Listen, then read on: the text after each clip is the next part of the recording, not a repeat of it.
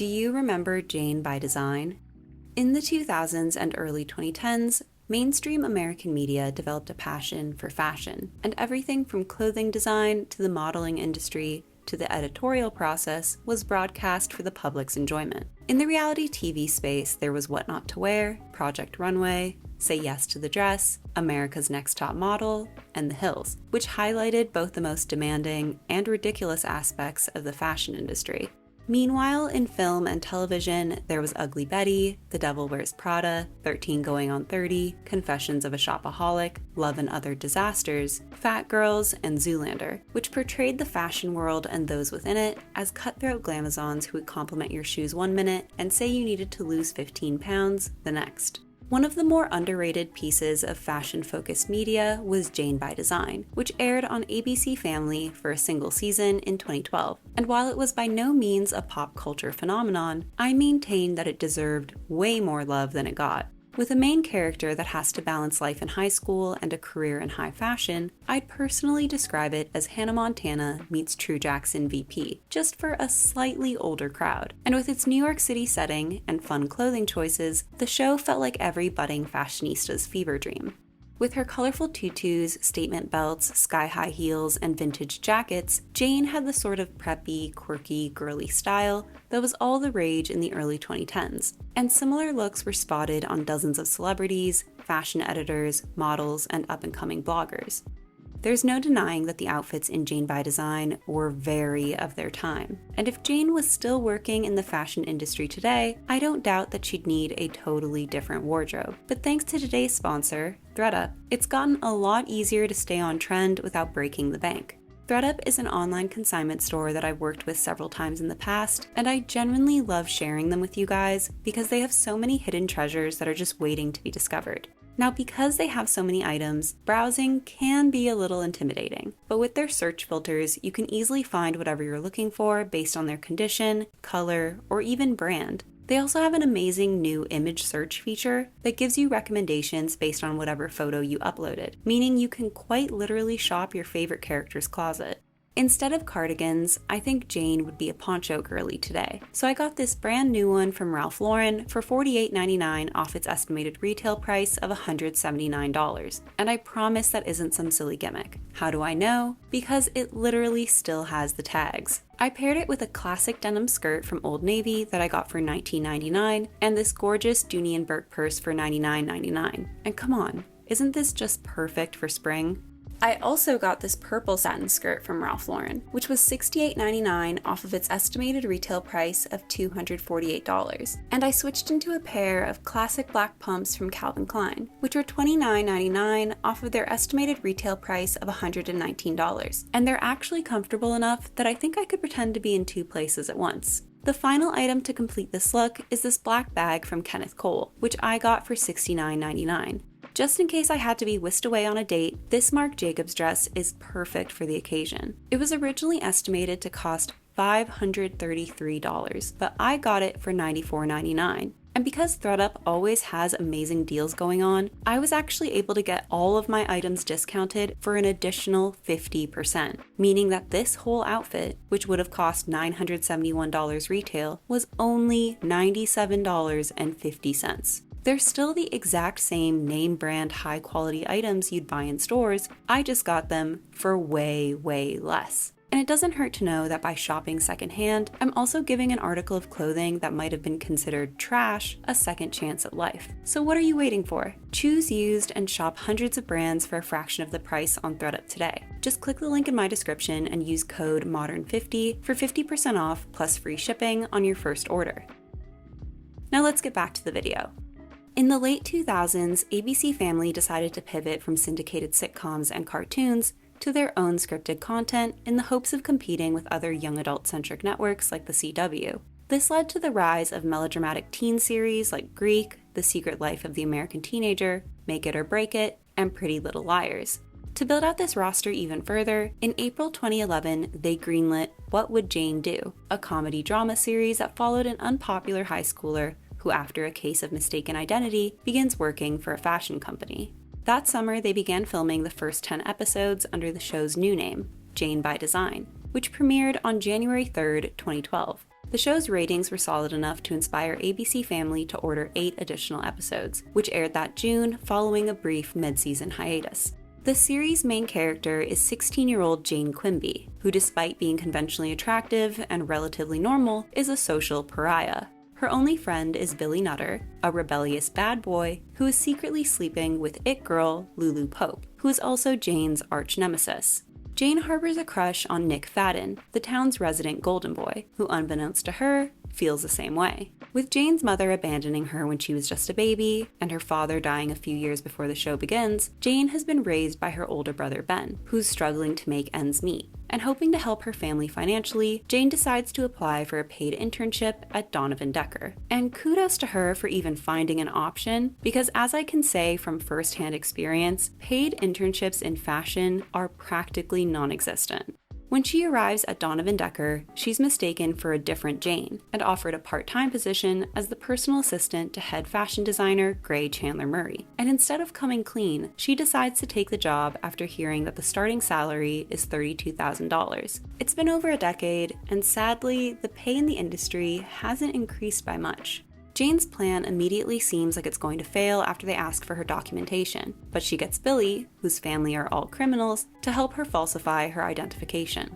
Jane's co-workers at Donovan Decker include Birdie, the friendly HR director, Carter, a fledgling designer, ladies' man Jeremy Jones, who immediately tries to put the moves on her, and India Jourdain, Gray's former assistant, who's trying to take her job and get her fired.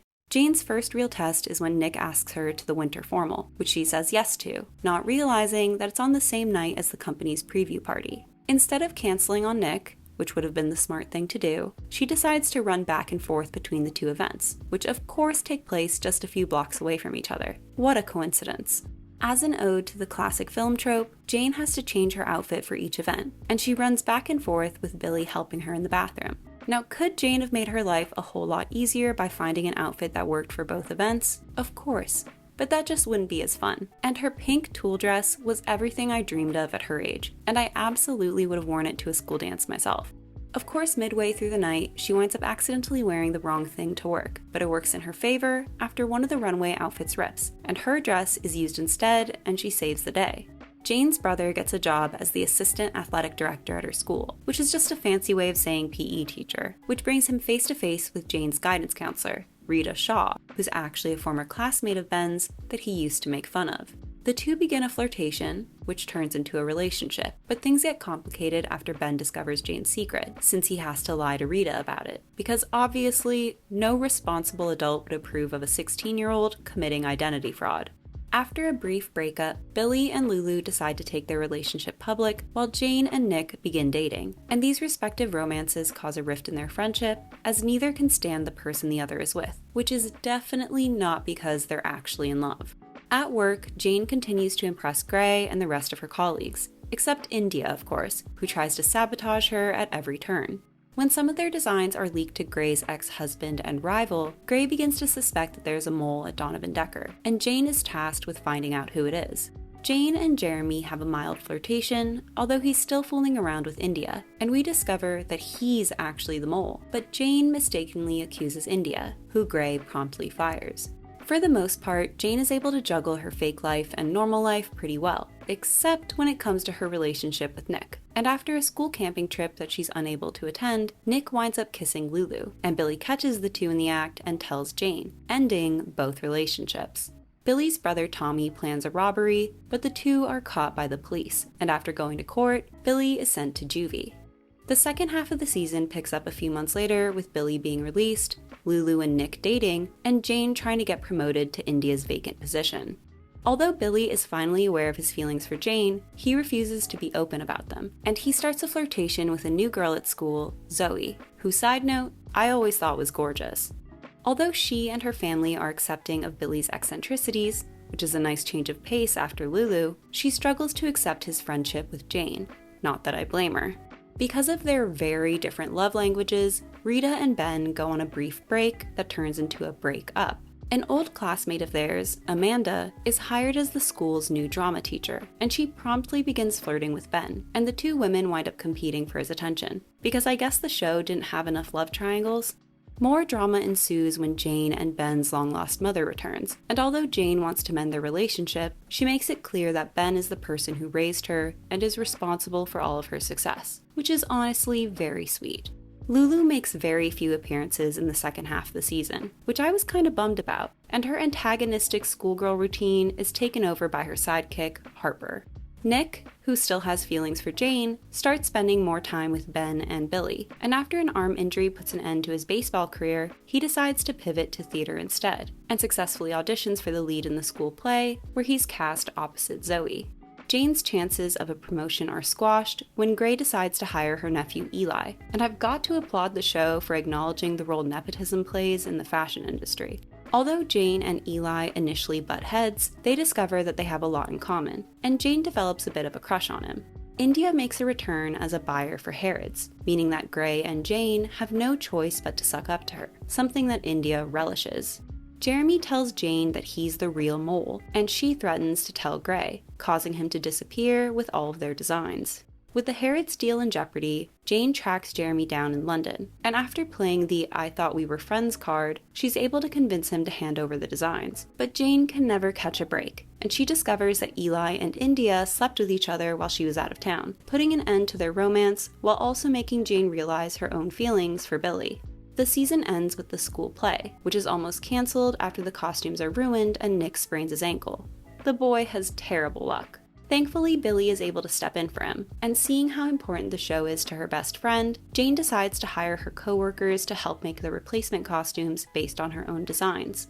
Amanda invites Gray to the show, and for some reason, she accepts, dragging Eli along with her. Impressed by the costumes, the two make their way backstage, where they come face to face with Jane, and bam, cut to black. The series finale aired on July 31st, 2012, and although the cast and crew initially stated that there were plans for a second season, less than a month later, ABC Family confirmed that Jane by Design was cancelled, which absolutely devastated teenage me. That year, ABC Family had risen in the ranks as the #1 network with the 12 to 34 female demographic, with Pretty Little Liars and Switched at Birth being some of their biggest hits. With 1.3 million average viewers, Jane by Design isn't what I would personally consider a failure, especially considering how consistent ratings were from week to week. But it seemed like those numbers just weren't high enough for Hollywood. Too bad. One of the things that I really loved about the show was how, in spite of its fantastical storyline, it still tried to be somewhat rooted in reality, with several people involved in the fashion industry making subtle cameos over the course of the series. This included the likes of fashion designer Betsy Johnson, Project Runway winner Christian Siriano, editor-in-chief of W Magazine Stefano Tonci, costume designer Patricia Field, and model Paulina Poroskova. Even the premise of a teenager working in high fashion wasn't as outlandish as it initially seemed, as evidenced by an even younger Tavi Gevinson turning heads at New York Fashion Week.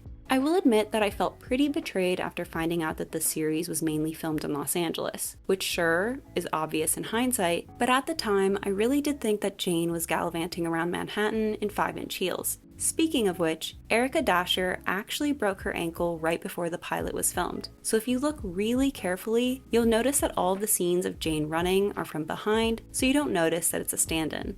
There were 2 films that had a major influence on the show's direction, Pretty in Pink and The Devil Wears Prada. The Pretty in Pink aspects came out in Jane's teen life, with her relationship dynamic with Billy being similar to that of Andy and Ducky, while Lulu is effectively a stand-in for Steph. She even wears business casual. Unlike the movie, which doesn't really resolve Andy's problems by the end, Jane by Design wanted a more empowering message, telling girls that the things you might have once been ridiculed for in your youth could be a source of strength when you're older. Considering what I do for a living, I guess they were right. Jane's adult facade was where the Devil Wears Prada elements came into play, becoming a workplace dramedy where she has to deal with a difficult boss, conniving coworkers, and the cutthroat industry. Although I personally think that Gray is an angel compared to Miranda Priestley. One of the show's taglines was "Plain Jane to life in the fab lane," which, while catchy, didn't really make a whole lot of sense to me at the time, since Jane was never that plain. A bit awkward at times, sure, but her friend is the town's resident troublemaker, and she dresses like an extra in a Culture Club video. That doesn't exactly scream ordinary. Love triangles are a staple of the teen drama genre, but Jane by Design quickly turns into a harem, with Jane getting an assortment of love interests in both her teen and adult life. I remember being absolutely obsessed with Nick Rue, who played Billy. He was just the perfect over-the-top teen drama bad boy with a heart of gold, even if some of his outfits were questionable. Around the same time, he also appeared in Lemonade Mouth and Wizards of Waverly Place, which made sense considering ABC Family was a Disney subsidiary, and I was always surprised that his career didn't take off more. But at least he's still a fashion icon. Obviously, I was a Jane and Billy shipper from the start, but even if I hadn't been, I think I would have wound up shipping them anyway, because Jane's other love interests just weren't that interesting. Nick was a handsome guy, but that sort of popular jock had made so many appearances in the past that I found him to be bland. And by the time he starts to have some interesting character development in the second half of the season, we've already written him off. ABC Family loves an age gap relationship, as evidenced by Pretty Little Liars, but I don't think it ever worked as well in Jane by Design. Jeremy always reminded me of a grown-up version of that snobby British brat in What a Girl Wants, so I wasn't sold on him from the very beginning. Now, he doesn't know that Jane is a literal teenager, so we can give him a pass there, but he's so aggressive in his initial pursuit of her that it just comes across as cheesy. Because of that, I definitely appreciated the switch to a more friendly relationship dynamic in the second half of the season, and I honestly think that he and India just made more sense as a couple. Eli, who was essentially Jeremy's replacement in the romantic department, is supposed to be a bit closer to Jane's real age, probably to make it seem a little less creepy. But obviously, he's still an adult, so have the cops on standby.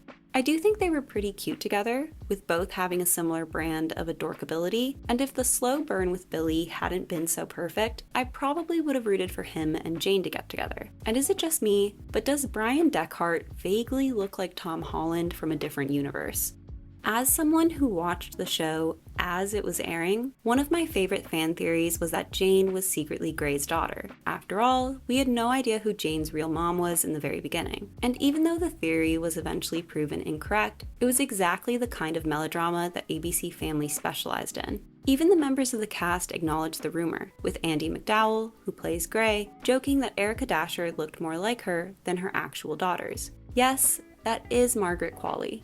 Although Jane by Design was left on an absolutely brutal cliffhanger, creator April Blair did reveal what her plans were if they'd gotten renewed for a second season.